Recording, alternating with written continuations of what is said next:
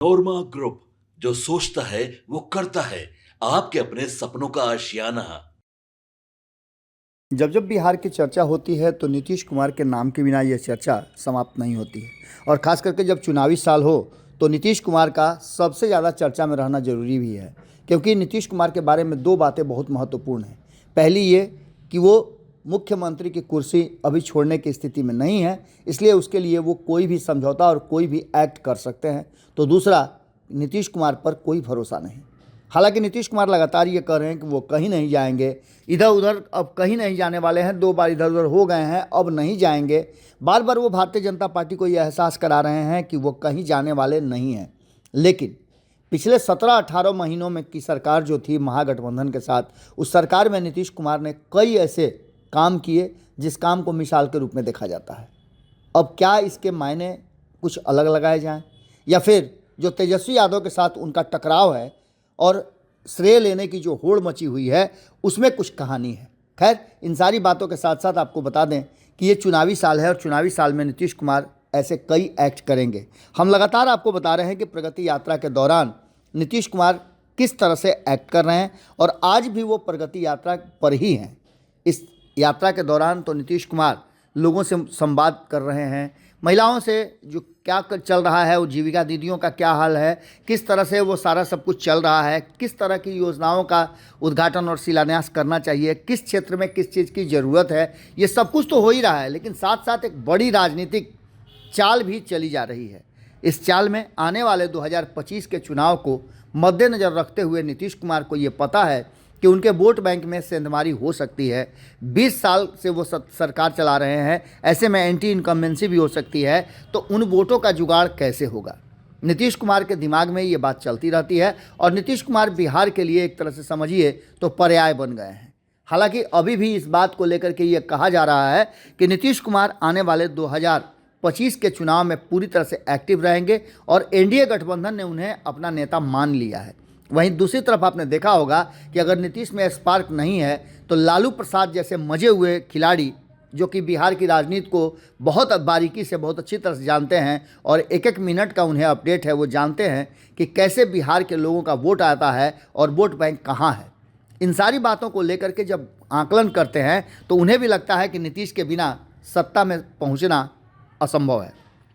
इसलिए वो तेजस्वी यादव द्वारा बंद दरवाजे को खोलने के लिए बार बार आग्रह करते हैं और अपने खोल करके दरवाजे पर बैठे रहते हैं। इस उम्र में वो काफ़ी कुछ मेहनत कर रहे हैं और जहां नहीं जाना चाहिए, जहां से वोटों का जुगाड़ हो सकता है, उन सभी जगह पर जा कर के वो एक्ट कर रहे हैं और तेजस्वी यादव को मुख्यमंत्री बनाने की कोशिश में लगे हुए हैं। लेकिन इसके साथ साथ एक डर लालू प्रसाद के मन में भी ज़रूर है, और वो है कि बिना नीतीश कुमार के सत्ता की कैसे प्राप्त की जा सकती है और सत्ता में कैसे पहुंचा जा सकता है।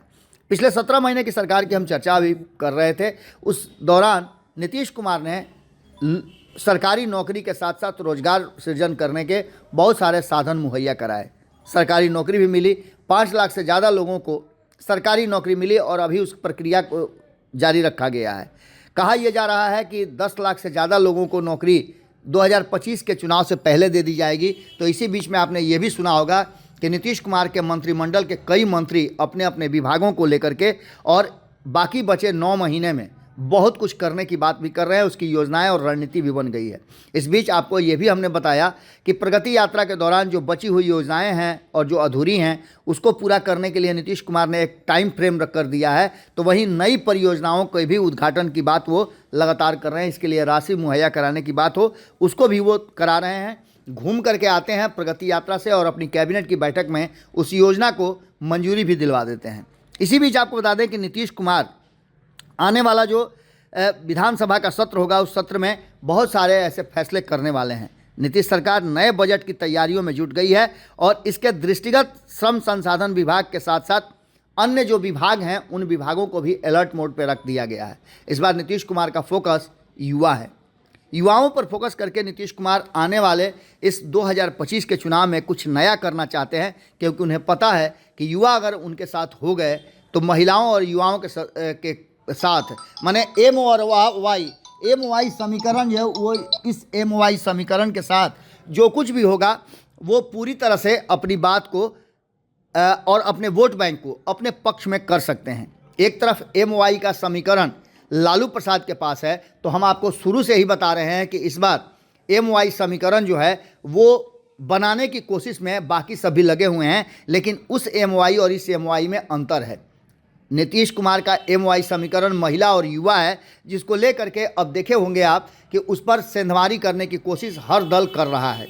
एक तरफ जहां आपने देखा कि इसी सब को लेकर के तेजस्वी यादव ने हाल फिलहाल में माई बहन योजना का शुरुआत किया है और A to Z की बात करते हैं, माई बाप की बात करने लगे हैं, तो वहीं आपको बता दें कि चिराग पासवान भी युवा और महिला को लेकर के आगे बढ़ने की बात कर रहे हैं। अब इस नए बजट सत्र में कई ऐसी बातें हैं जिसको लेकर के श्रम संसाधन विभाग के राज्य में युवाओं को कौशल विकास करने के साथ रोजगार भी उपलब्ध संबंधी प्रस्ताव तैयार किया है। यह प्रस्ताव आगामी बजट का हिस्सा होगा और नई योजना पर अगले वित्तीय वर्ष में अमल होगा। इसके लिए श्रम संसाधन विभाग की ओर से प्रस्ताव को स्वीकृति भी दी जा चुकी है।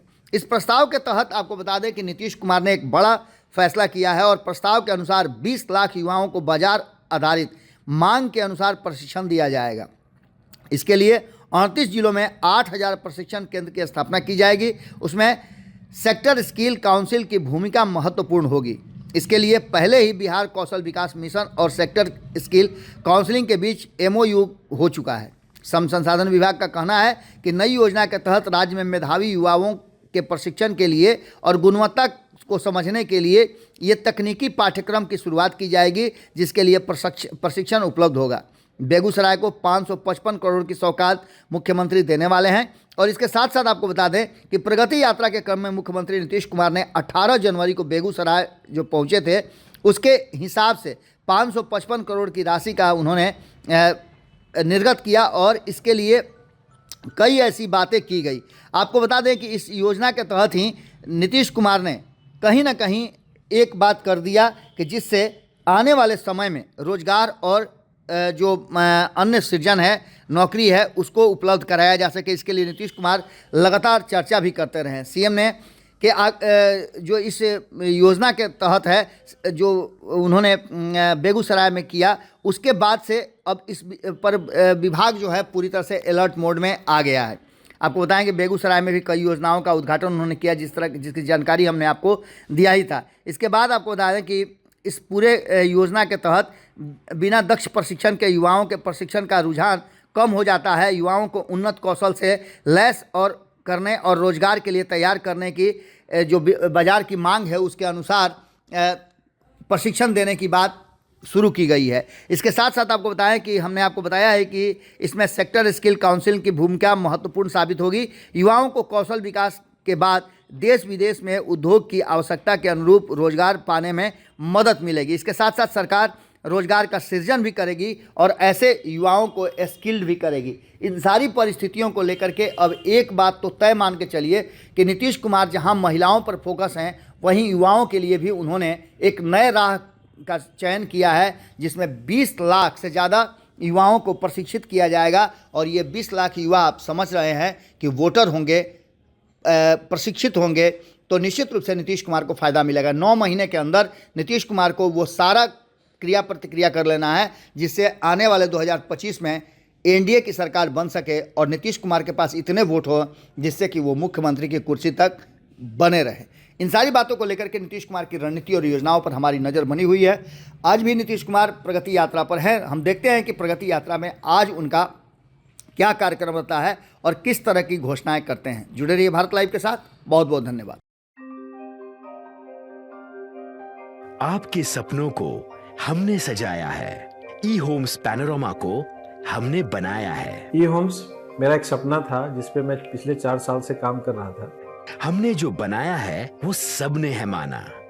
ई-होम्स पैनोरमा में हो आपका भी आशियाना।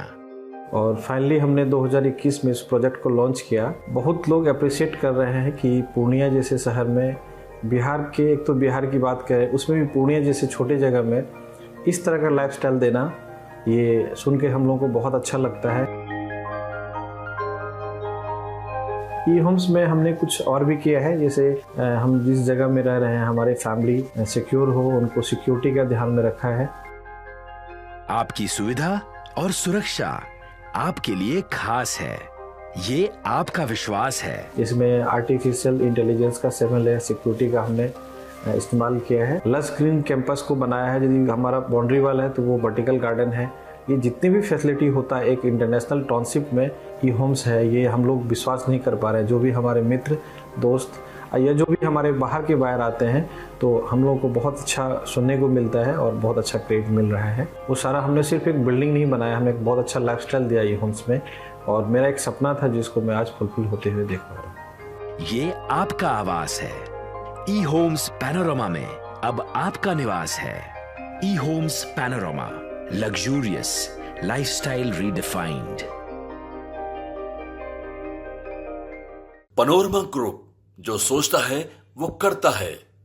अगर ये वीडियो पसंद आई और वह बिहार के राजनीति और बिहारियत से सरोकार रखेनी तो सब्सक्राइब बटन दबा के चैनल के सब्सक्राइब कर ली। ओजे एगो घंटी बा, ओकरा बटन दबा देला से कुल सटीक और मारक खबर रुआ मुफ्त में मिल जाई। अगर रुआ पत्रकारिता के हमनी के नया प्रयोग में सहयोग कर चाहतानी तो ज्वाइन बटन दबा दी। पेटीएम नंबर नोट कर ली 9386816700।